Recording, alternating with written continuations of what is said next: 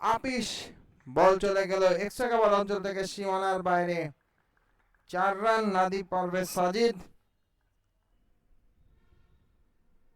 এবারও তিনি attacking shot খেলেছেন, লফটেড বল চলে যাচ্ছে মিড অফ অঞ্চল, লং অফ অঞ্চল থেকে 2 বাউন্সে সীমানার বাইরে 4 রান। আরো বেশ ভালোই হবে আশা করি।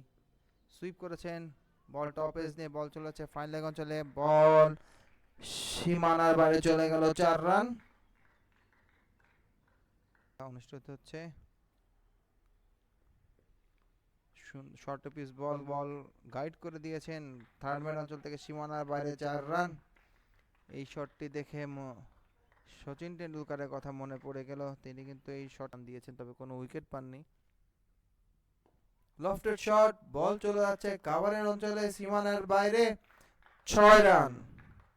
সুন্দর একটি শট দেখতে পেলাম আমরা নাদিফের ব্যাট থেকে, টেনে তুলতে পারেন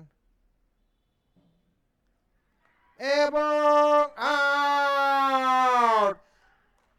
সজোরে খেলার চেষ্টা করেছেন, পাওয়ারফুল শট খেলার চেষ্টা করেছিলেন, তবে মিস করাতে ওভার ব্যালেন্সে চলে গেলেন। স্টাম্পিং আউট হয়ে প্যাভিলিয়নে ফিরছেন।